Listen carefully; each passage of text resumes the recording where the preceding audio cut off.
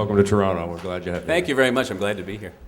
Couple of questions, if I may. First of all, concerning your reference earlier to one of your first prominent jobs with Spider-Man and His Amazing Friends, how does it feel to be part of a very exclusive club of those that have brought life to one of the more prolific comic book characters, in this course being Spider-Man? How does that, like, as far as the small group of people that have been there? Have you had any, especially with the new movies recently, as far as you represent the 80s personification, like every decade had a different Spider-Man. You're the 80s one. Has there any been, like, as far as the new, like the old show being released on DVD, any interviews, that kind of stuff? It's an honor. It really is. Let me go back to that. Here's a great story about you. Want to hear about Spider-Man and His Amazing Friends for a minute? Yeah, I know it's... Yes. Okay. I know it's a Transformers... I got to stand up. I can't sit down. I'm going to come down with you guys.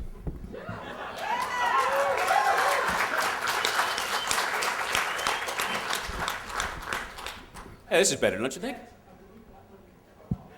Well, yeah, but I don't want to rob them of their mic. That's. Oh, great. Okay. Oh, you guys have got it together. Oh, great. This is terrific. Now I can move. Yeah. Hey, follow me. Okay, I'm going to go over here. Now I'm going to go over here. Okay. You got me? Am I there? All right, good. You know, I can't tell you how many times I've heard that. Jump on the couch. I was so honored to be chosen to be the voice of Spider-Man in the 1980 series on NBC. I can't tell you, I was a big fan of Spider-Man as a kid. I mean, I remember riding my bike to the corner Rexall drugstore every month to get the newest edition of Spider-Man and read it. And I was beyond the moon when I was cast in that thing. And I'll tell you a story, and this is a real Hollywood story, too. It's a real harrowing story of Hollywood. Ooh, it's scary. So if there's any people here with weak stomachs or weak minds, well, no, then most of you would be gone. So, I shouldn't, I'm sorry. Never insult the crowd. I'm sorry. Anyway, the call goes out. Marvel Productions is looking for Spider-Man, Iceman, and Firestar for a new series. Great. So everybody in town is up for this thing. They have callback after callback after callback. I must have been in there 6 times reading.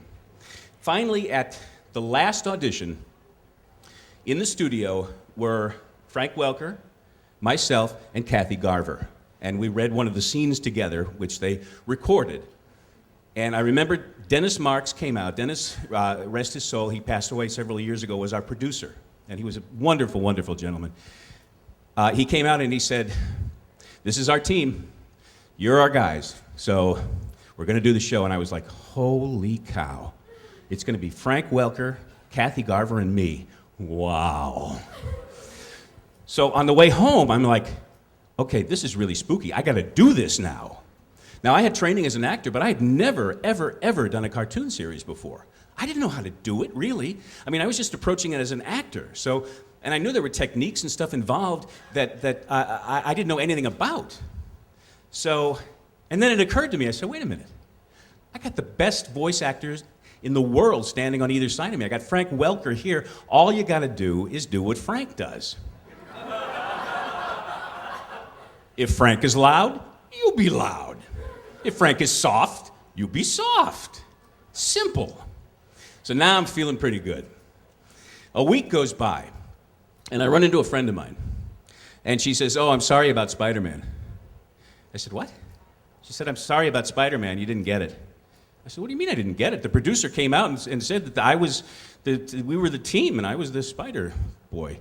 And she said, "Yeah, but we just I did a guest role on the first episode last week, and this other guy was doing it." And I went home and called my agent, and he said, "Oh, yeah, I didn't want to call you and tell you, but they decided to pass on you and go with somebody else." Let's one all together. Oh, very nice. But I took it philosophically, as you do as an actor, because you don't get many more roles than you do get. So I thought, well, I came darn close, and that's pretty good for a beginner. I'd never done this before. Pretty cool. And then I wept under the bed for about a week and a half. Oh. You guys are good. Anyway, A week goes by again, and my agent calls me and says, "You're doing Spider-Man." And I thought, oh, that's pretty cool. They took the role away from me, but they're going to give me a guest role on the show. And he said, no, you are doing Spider-Man. I said, no, this other guy's doing it. He said, no, network decided that they don't like him after all. They want you instead. Now remember, I've never done this before, but it's cool because I got Frank next to me. Okay, so I'm good.